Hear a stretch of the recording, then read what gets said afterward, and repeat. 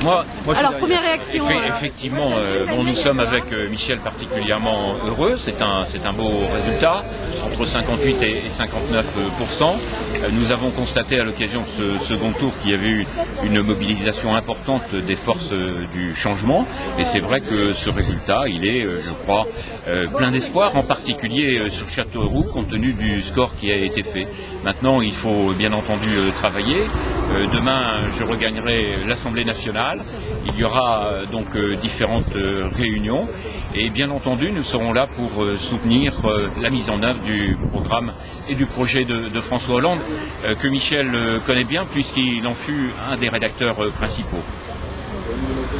Et par rapport à l'abstention, qu'est-ce que... Alors c'est inquiétant puisque un niveau d'abstention qui est bien sûr beaucoup plus important qu'à l'occasion des élections présidentielles.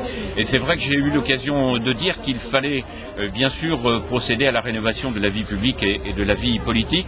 Et je crois qu'il y a deux mesures qui figurent dans le programme de François Hollande qui devraient permettre, je le pense, aux électrices et aux électeurs demain de retrouver le chemin des urnes. D'une part, une limitation plus stricte du cumul des mandats et d'autre part, l'élection donc au prochain renouvellement de 100 ou 150 députés à la proportionnelle.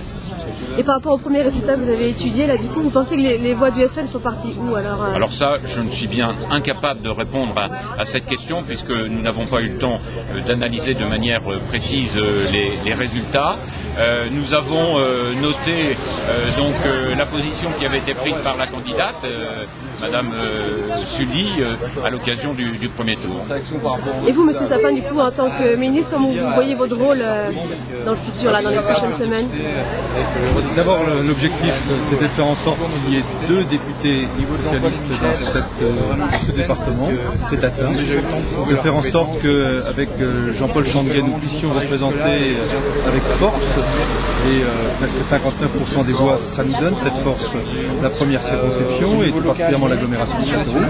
Et puis à partir de là, ça fera un excellent député au sein du groupe socialiste pour briguer et exercer des responsabilités.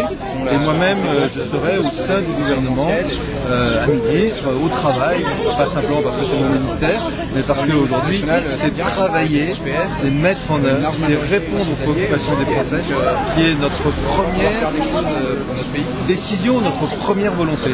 Donc voilà, le gouvernement était déjà au travail. Il est aujourd'hui conforté par une majorité. Il va accélérer son travail, il va mettre en œuvre son travail en permettant au Parlement de débattre librement, mais de débattre aussi avec fidélité et avec constance au président de la République. Et en pensant toujours aux électeurs de la première circonscription de l'Indre, en travaillant? On ne vaut que par les électeurs qui vous ont élu. En l'occurrence par les électeurs du département de l'Indre et par les électeurs de la première circonscription. Et donc c'est la seule légitimité que l'on ait, c'est celle de l'élection. Et c'est vrai qu'une légitimité à 59%, ça donne encore plus de force. Donc maintenant le Parti Socialiste a l'Assemblée, le gouvernement, comment vous allez réussir à travailler ensemble du coup?